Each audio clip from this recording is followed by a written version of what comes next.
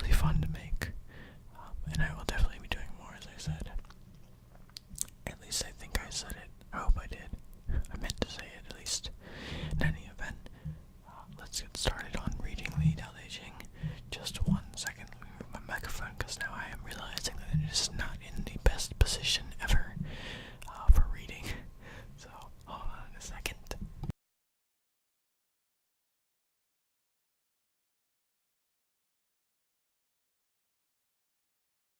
Alright, so we left off on chapter 47. So now I'll be reading chapter 48 through, I don't know, 50. Let's just go with like 60. I don't know. Yeah, that's good. 48 to 60. Yeah.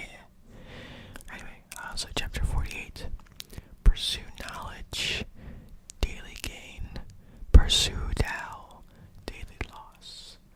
Loss and more loss, until one reaches unattached attention. With unattached attention, there is nothing one can do. Take the world by constantly applying non-interference. The one who interferes is not qualified to take the world. Chapter 49. The sages have no constant mind. They take the mind of the people as their mind. Those who are good, I am good to them. Those who are not good, I am also good to them. Thus, the virtue of goodness. Those who believe, I believe them. Those who do not believe, I also believe them. Thus, the virtue of belief. The sages live in the world. They cautiously merge their mind for the world. The people they pay attention with their ears. The people all pay attention with their ears and eyes. The sages care for them as children. Chapter 50. Coming into life, entering death. The flowers of life.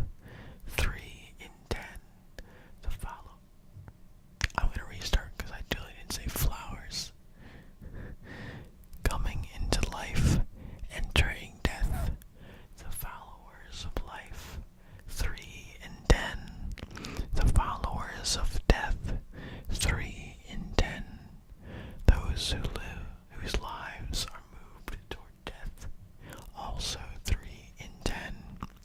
Why? Because they live lives of access. I've heard of those who are good at cultivating life. Traveling on the road, they do not encounter rhinos or tigers. Entering into an army, they are not armed by weapons. Rhinos have nowhere to thrust their horns. Tigers have nowhere to clasp their claws. Soldiers have nowhere to lodge their blades. Why? Because they have no place for death. Chapter 51. Tao produces them. Virtue raises them. Things shape them. Forces perfect them. Therefore, all things respect the Tao and value virtue. The respect for Tao, the value of virtue, not due to command, but to consistent nature. Thus Tao produces them. Virtue raises them, grows them, educates them, perfects them, matures them,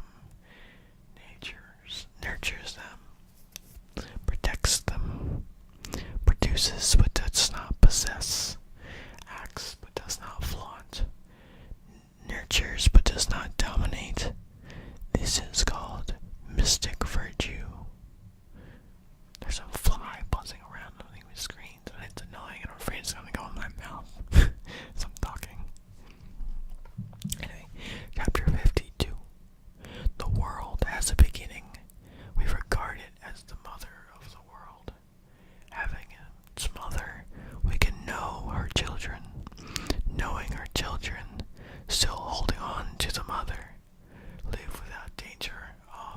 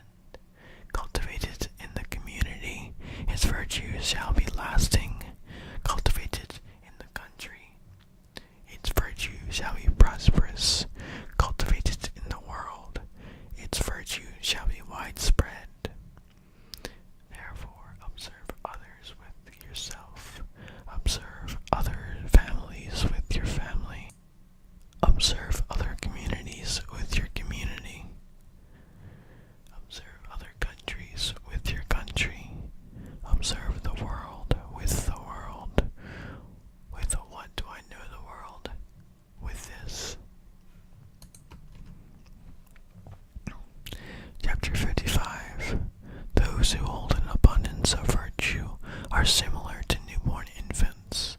Poisonous insects do not sting them. Wild beasts do not claw them.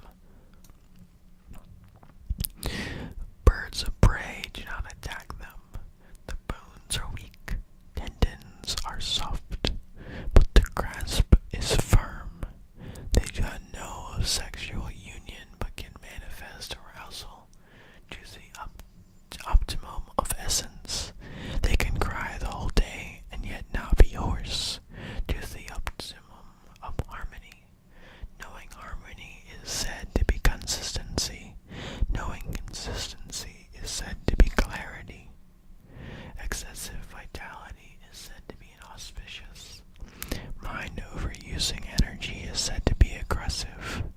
Things become strong and then grow old. This is called contrary to the Tao. That which is contrary to the Tao will soon perish. Chapter 56. Those who know do not talk. Those who talk do not know. Close the mouth, shut the doors, blunt the sharpness, unravel the nuts, dim the glare, mix the dust. This is called mystic oneness. They cannot attain this and be closer. They cannot obtain this and be distant. They cannot obtain this and be benefited. They cannot obtain this and be harmed. They cannot obtain this and be valued. They cannot obtain this and be degraded. Therefore, they become honored by the world. Chapter 57. Govern a country with upright integrity. Deploy the military with surprise tactics. Take the world with non-interference. How do I know this is so? With the following. When there are many restrictions in the world, the people become more impoverished. When people have many sharp weapons, the country becomes more chaotic. When people have many clever tricks, more strange things occur. The more laws are posted, the more robbers and thieves there are. Therefore, the sage says, I take unattached action and the people transform themselves. I prefer quiet and the people right themselves. I do not interfere and people enrich themselves. I have no desires and the people simplify themselves. Chapter 58. When governing is lackluster, the people are simple and honest. When governing is scrutinized, the people are shrewd and crafty. Misfortune is what fortune depends upon. Fortune is where misfortune hides beneath. Who knows their ultimate end? They have no determined outcome. Rightness reverts to become strange. Goodness reverts to become wicked. The confusion of people has lasted many long days. Therefore, the sages are righteous without being scathing, incorruptible without being piercing, straightforward without being ruthless, illuminated without being flashy. Chapter 59. In governing people and serving